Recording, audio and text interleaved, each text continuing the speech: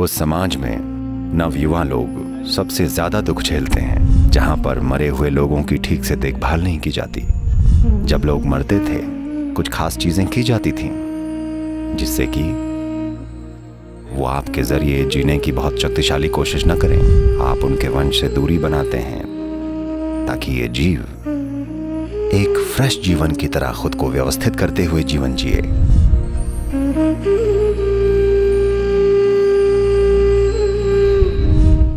अभी कुछ ही दिनों बाद महालय अमावस्या है। ये साल का वो समय है जब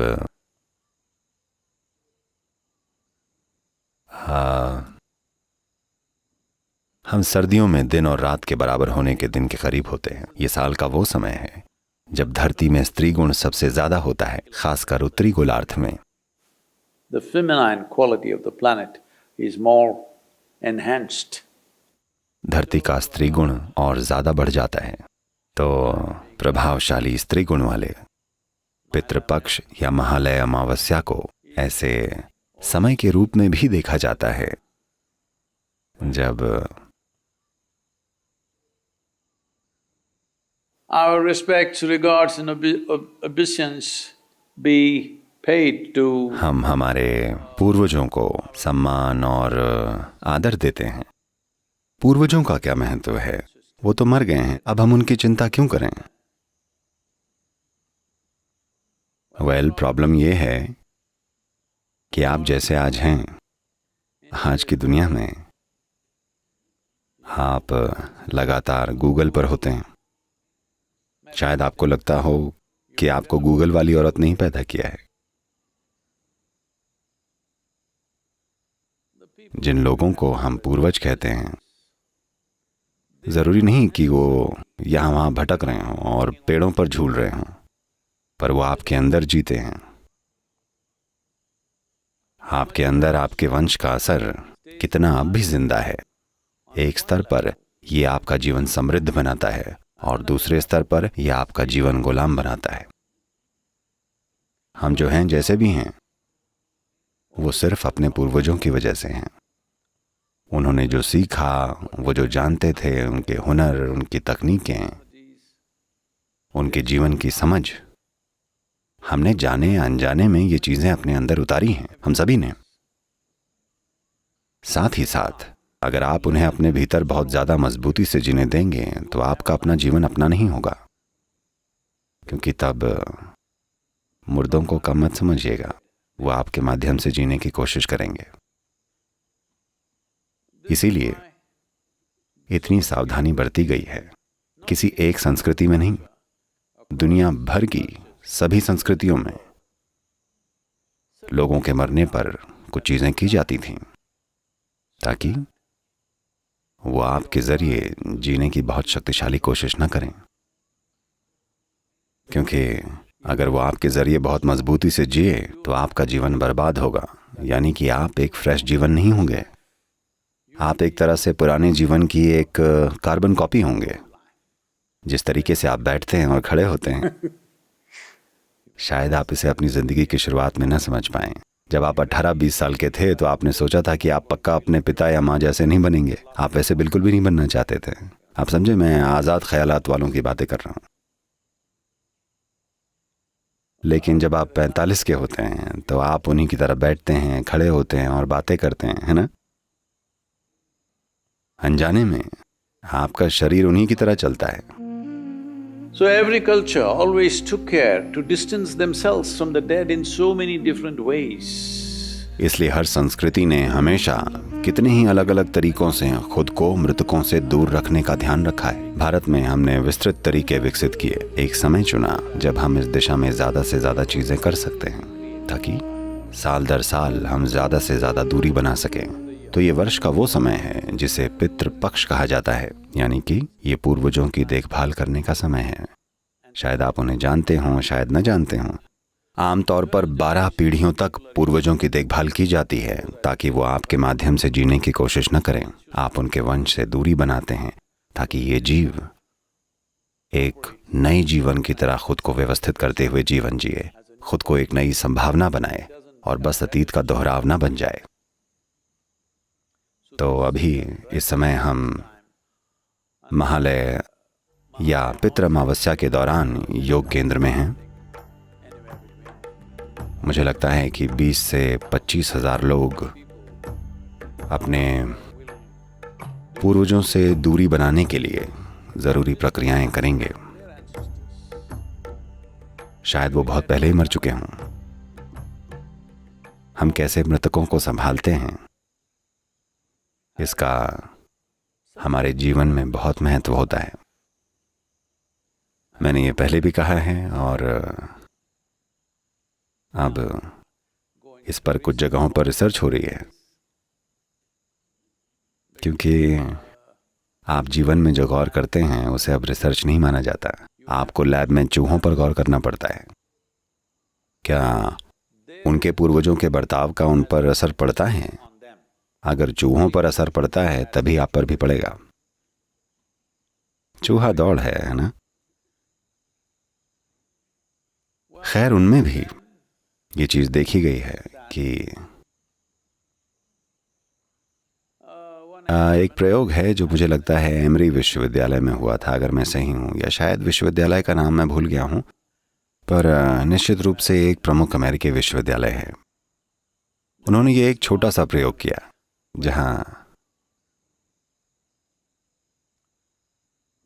चूहों के एक झुंड को एक बढ़िया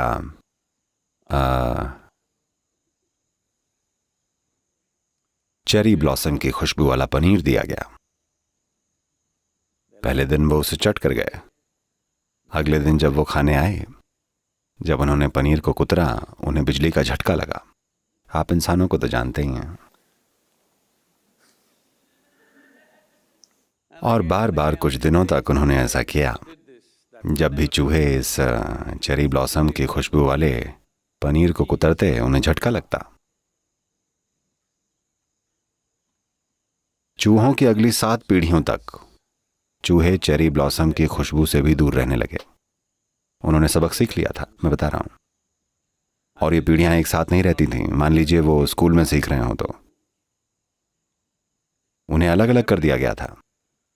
तो वो जहां कहीं भी थे, 7 पीढ़ियों तक उनकी सीख बनी रही। केवल 8वीं पीढ़ी में ही ये समझ गायब होने लगी।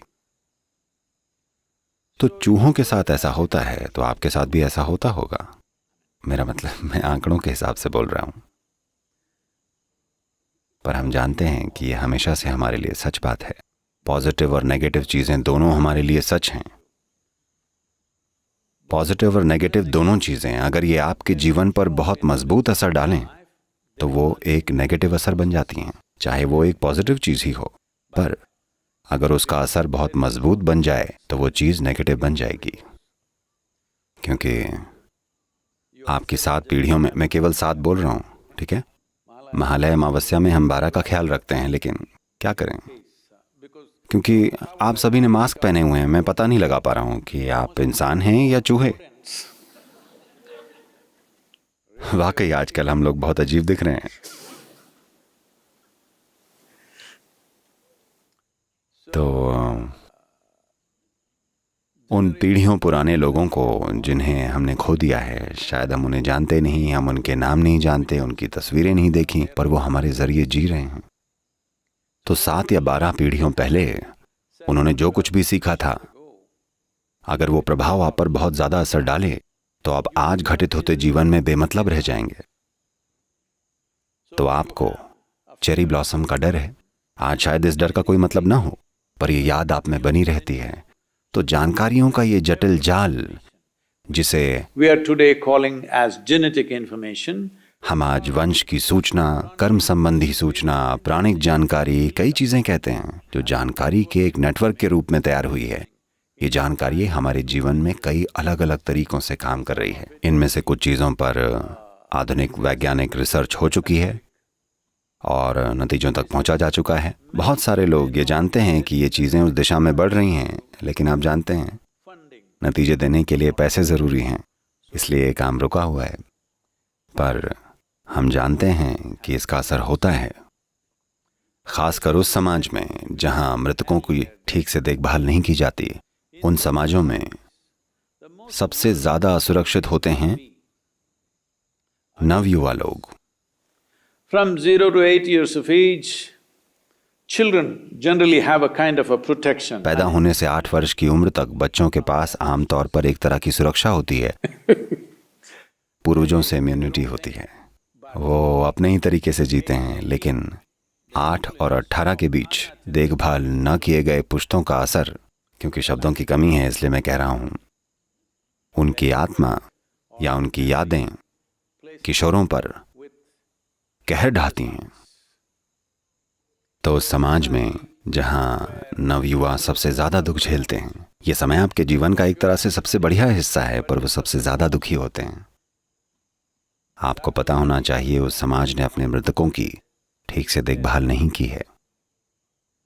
तो ये साल का ऐसा समय है जब हमने चाहे अतीत में कुछ न भी किया हो, फिर भी हर कोई अपने मुर्दा पूर्वजों के बारे में कुछ करने की कोशिश करता है ताकि हमारे जीवन पर उनका असर सीमित रहे। वो जैसे थे हम उनकी सराहना करते हैं, हम उनके योगदान की भी इज्जत करते हैं।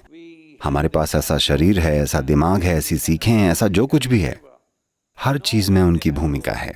हम उसकी सराहना करते हैं, पर साथ ही हम चाहते हैं कि वो हमसे थोड़ा दूर रहें ताकि हम अपनी जिंदगी खुद जी सकें। ये महत्वपूर्ण है, वरना उनका असर बहुत ज्यादा जबरदस्त होगा। नवयुवा और गर्भावस्था के बाद की महिलाएं इन ताकतों से सबसे ज्यादा असुरक्षित हैं। ये बहुत जरूरी है। अगर आपके घरों में ऐसे लोग हैं तो आपको इस पर जरूर ध्यान देना चाहिए। तो उस दिन को महालय अमावस्या कहते हैं।